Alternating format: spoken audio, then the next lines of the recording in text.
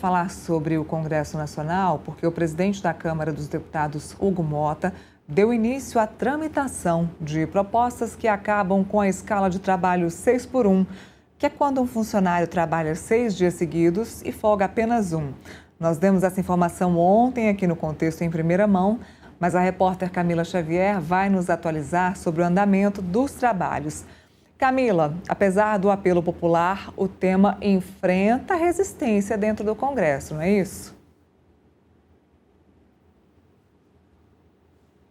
Exatamente, Neila. Esse tema que já vinha sendo discutido aqui na Câmara dos Deputados, isso porque o projeto, a PEC, de autoria da deputada Érica Hilton, estava correndo lá na Comissão de Trabalho. Mas existem diversos parlamentares, frentes parlamentares aqui, que apresentam sim resistência a esse projeto, querem um debate mais aprofundado, mais cauteloso, para garantir que isso não afetaria os setores produtivos. Por exemplo, a frente parlamentar do empreendedorismo e a frente parlamentar de comércio e serviços, eles pretendem pedir para que haja uma desoneração da folha de pagamentos como forma de compensação para o fim da escala 6x1. Eles também querem que o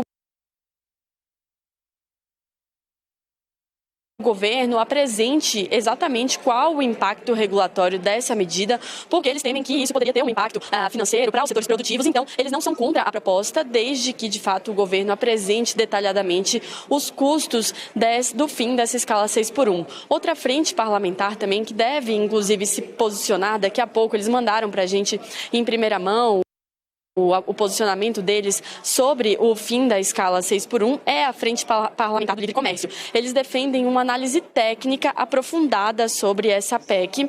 Eles também apoiam outro texto que trata sobre essa flexibilização da escala de trabalho, que é a PEC número 40 do deputado Marcon. Eles entendem que essa PEC, sim, estimula o crescimento e fortalece também o ambiente de negócios. Essa é uma PEC que prevê a possibilidade de o trabalhador optar tanto pelo modelo tradicional da CLT e também por um modelo de trabalho de regime flexível que seria baseado em horas trabalhadas. Então, eles defendem esse outro projeto, falam também que não são contra a PEC, mas temem que poderia haver uma perda de produtividade gradual, uma desaceleração da economia, por isso eles querem esse debate aprofundado sobre o assunto. O presidente da Câmara, Hugo Mota, ele fez esse aceno aí, enviou o projeto para a CCJ, que é a Comissão de Constituição e Justiça, que aí deve sim discutir os termos constitucionais e legais da proposta, analisar se ela está de fato de acordo com a legislação brasileira, com a Constituição, e aí sim a PEC deve seguir, depois de aprovada na CCJ, deve seguir para uma comissão especial que trataria sobre o assunto e depois para o plenário da Câmara, onde precisa de pelo menos 308 votos favoráveis em 2 turnos, Neila. Aproveitando que a gente está falando sobre Congresso, eu queria que você nos trouxesse informações também sobre a PEC da segurança. Mota já fez algum aceno sobre esse projeto? A gente até trouxe ontem, na verdade a Marília trouxe informação que a negociação para aprovar a PEC da segurança pública poderia ser aí um aceno para aprovar a questão do presidente Lula, aprovar a questão dos supersalários lá no Congresso Nacional.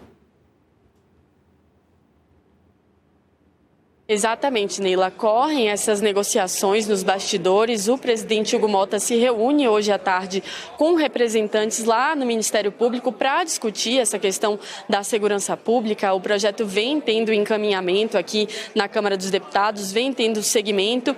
A ideia, o planejamento, tanto de Hugo Mota quanto dos líderes da Câmara dos Deputados, eles já vinham discutindo isso desde o início, desde a retomada dos trabalhos, é que Mendonça se reúna com as bancadas, com os partidos para apresentar o projeto, o relatório dele, e aí sim, depois do Carnaval, a ideia é que o projeto seja votado tanto na comissão especial, onde corre esse projeto, onde Mendonça Filho é o relator, e aí depois ele segue para o plenário da Câmara dos Deputados. Então, o Hugo Mota também vem se envolvendo aí pessoalmente nessas discussões, nessas reuniões, vai se reunir hoje à tarde com o Ministério Público para tratar do tema, e a gente segue acompanhando todos os desdobramentos dessas questões, tanto da PEC da segurança pública, quanto da PEC do fim da escala 6x1 aqui dentro do Congresso Nacional.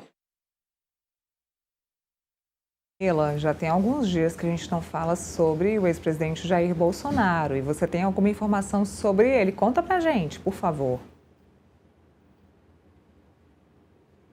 Exatamente, Neila. O seu filho, Carlos Bolsonaro, ele divulgou hoje que a defesa deve entrar com um novo pedido de prisão domiciliar para o ex-presidente Jair Bolsonaro. Ele que cumpre agora a sua pena de 27 anos e 3 meses de prisão lá na Papudinha, um anexo no complexo da Papuda, o penitenciária que fica aqui em Brasília, e ele falou que justamente a defesa deve fazer esse pedido para que o ex-presidente seja transferido para casa. Isso é uma demanda tanto da defesa quanto de aliados do ex-presidente. A sua própria esposa, a ex-primeira-dama Michele Bolsonaro, vinha defendendo essa prisão domiciliar junto a ministros do Supremo Tribunal Federal, e ele publicou o seguinte hoje, Carlos Bolsonaro. Diz que a defesa do pai dele vai apresentar hoje esse pedido, reiterando a concessão da prisão domiciliar, e eles devem usar como base tanto o laudo da Polícia Federal quanto o laudo médico assistente, e que são categóricos, ambos são categóricos em apontar quase 10 comorbidades do ex-presidente relevantes e que apontam também que ele tem elevados riscos de morte, e por isso deve ser pedida essa medida humanitária que, segundo Carlos Bolsonaro, é necessária e juridicamente amparada.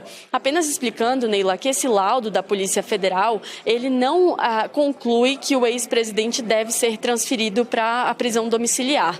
Ele pede, na verdade, adaptações dentro da Papudinha para que o complexo, para que a cela na qual ele está preso, a sala, seja adaptada para as suas necessidades, para as suas comorbidades. Mas eles apontam riscos neurológicos por conta da medicação que ele vem tomando, para conter os soluços, e também essa medicação acaba elevando o risco de queda do ex-presidente, e por isso ele pode sofrer outras lesões. Então, embora esse laudo da PF citado por Carlos Bolsonaro não conclua que Jair Bolsonaro deve ir para a prisão domiciliar, eles devem usar isso como base por conta das questões de saúde apontadas pela Polícia Federal e desses riscos neurológicos. Eu volto com você, Neila.